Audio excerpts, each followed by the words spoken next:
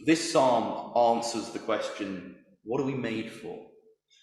This psalm answers the question, why are we made to get out of bed and plough through the challenges and difficulties of life? This psalm answers the question, how do we work out what we're meant to do with our lives? Some of us here might be at some stage of schooling, going into GCSEs, coming out of GCSEs, some point through A-levels, a number may be sort of just about to receive results, and we should be praying for them. Some here might be working and trying to work out, how does being a Christian work out in my workplace? Some may be nearing retirement or retired and working out, how does being a Christian define my day-to-day decisions? And some of us may be on the precipice of big life choices and be asking, how does God tell us to orientate ourselves as we think through these things? Well, this psalm gives us a big picture answer. We're not going to get small picture answers. You're not going to come away going, I know that I need to study music at A-level.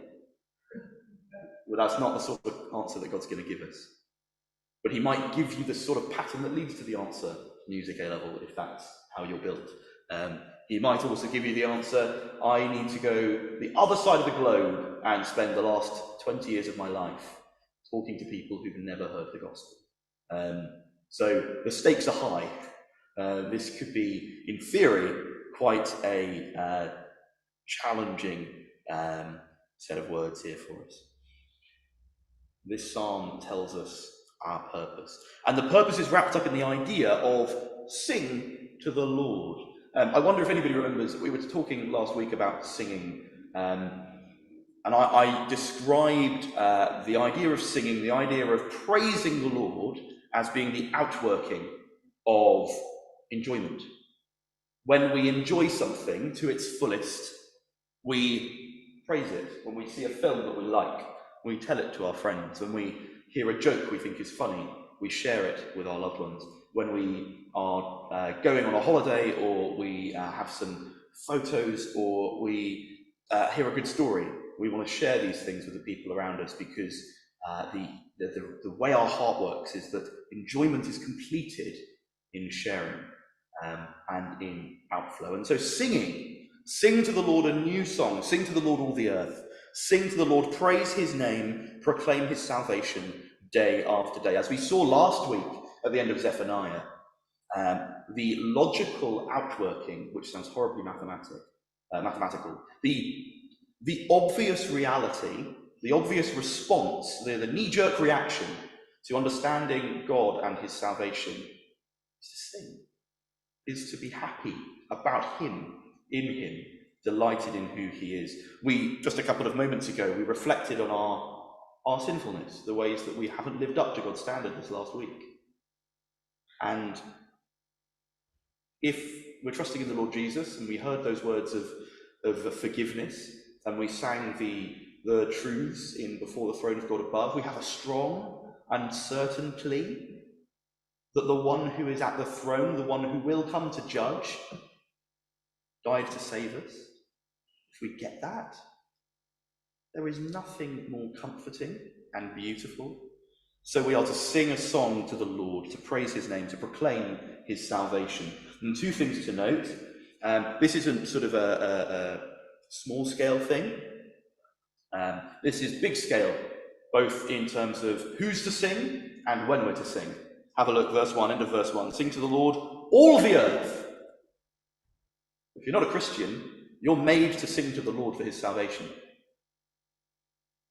or of his salvation. That's what we're meant to do. That's what we're made for. And if you are a Christian, indeed if you're not a Christian, this is also true. The end of verse 2, we are to proclaim his salvation day after day. This song is a never-ending song. This song is a song of our lives. We are to enjoy God to his fullest because of his saving work in the Lord Jesus for the whole of our lives. And that is what humanity was made to do at the very beginning.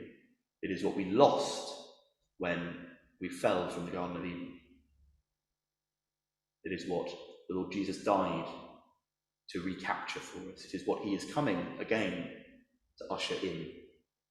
Have you ever thought that heaven, the new creation, the ending of this world, the destruction of Walthamstow and the creating of whole new places, will look like an eternal song, praising and delighting in who God is, with all of his people from every corner of the globe.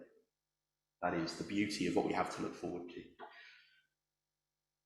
We are made to see and to rejoice in the works of God, namely his salvation. We are made to see and rejoice in these things today and tomorrow and the next day. And every day he gives us between now and his return, or our deaths, and then forevermore. An eternal song in the presence of the Father declaring his good. Verses 3 to 6 tell us to declare his glory among the nations. If the way we are made is to sing, or to enjoy God so fully, and that is the first battle, isn't it? To enjoy him aright, to hear these things and to feel these things and go, I'm striving to know and to love him in the right way. Not because that makes me good with him, but because that is natural and what is right in relationship with someone who is lovely and good. That is our first battle, to love him aright. But that overflow, that praise, goes to him, but it also is going to be heard by others. Declare his glory among the nations. Tell of his marvellous works among all peoples. And the reason we're to do that? Verses 4 to 6. We are to tell that God is most worthy of praise. He's to be feared above all gods, all idols. Because, verse 5, and then verse 6, the Lord made the heavens. Splendour and majesty are before him. Strength and glory are in his sanctuary. Have a think about what that means. We are to tell, and I think I've got a picture here which will help us. This is the Lake District. We are to tell that the splendour of what we see in the Lake District, although I'm conscious it's a little bit faded there, so it's a little less splendid than it might be if you were at the top of whatever peak this is. But the splendour of this scene, this marvel,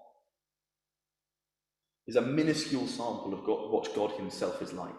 Anything splendid about this site is nothing in comparison to how splendid God is.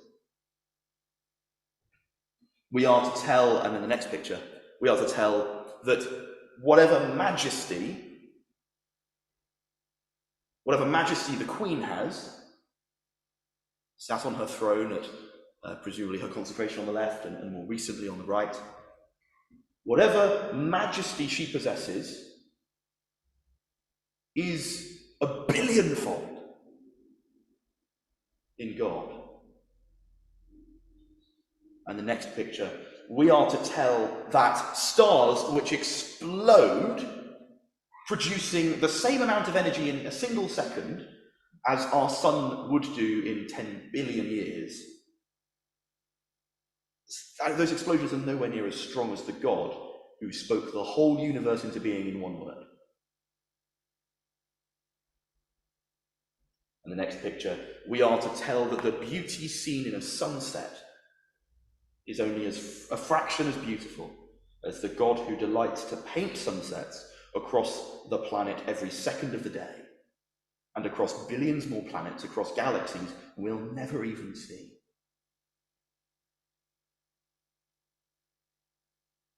God, Father, Son, and Spirit. Not Allah, not Buddha, not Krishna, not Baal, not sex or wealth or humanism or charity. God, triune, Father, Son, and Spirit. He spoke this universe into being. He is the one whose glory will come on the clouds when Jesus returns. He is the one who was strong enough to overcome death as Jesus stepped up onto that cross in our place. All those others In the day of the Psalms, it would have been the false gods of other nations. We see a bit of that here today. Lies masquerading as the true God who created the universe. We also see that in the lies that look slightly less religious. As I said before, humanism, the idea that we are the best thing, and as long as we can rationally work out what is good and right and true, we'll be on the path to perfection. A false religion 400 years in the making. Our wealth, as long as I have enough money, I will be secure, and I can do what I want to do. There's some truth in that. But wealth comes as a gift from God, not as the end of all existence. And there are a million other things that the culture is caught up in and that rip our hearts. But none of these things created the universe. None of these things offer salvation in the face of Christ. This is what it looks like to overflow in enjoyment for God, to see his splendor and his majesty and his strength and his beauty, and to tell others about it, to tell our friends and our neighbours, our family members. Now, I can say from personal experience, that doesn't look like sitting down the next family member you meet up with, and without any regard for how they are feeling or your history with them, just going, you should love Jesus, just do it. That doesn't go down very well, at least in my experience. But it does mean that being on the agenda. What is your 1 year strategy with your friends or your family members? What is your 10-year game plan with your siblings? I can't tell you exactly what to do because every person is fearfully and wonderfully made, unique creations. But we need to have these things on the agenda. At the very least, because if we don't put them on the agenda, we're not overflowing in praise. If we don't want to share the gospel, we're not actually enjoying God enough.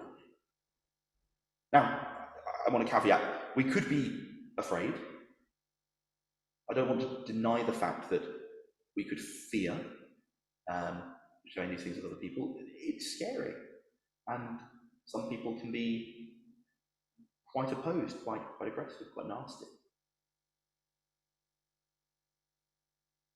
But the desire, the longing to share these things, and the trust that God is king of all things. He says towards the end, actually, no, we're going to get there in just a second, aren't we? So let's see that just now. Where is it? I'm looking at a slightly different translation, so it's thrown me. Verse 10, just have a look there quickly. The Lord reigns. So no matter what opposition you might face as you declare to the nations, be they across the road or across oceans,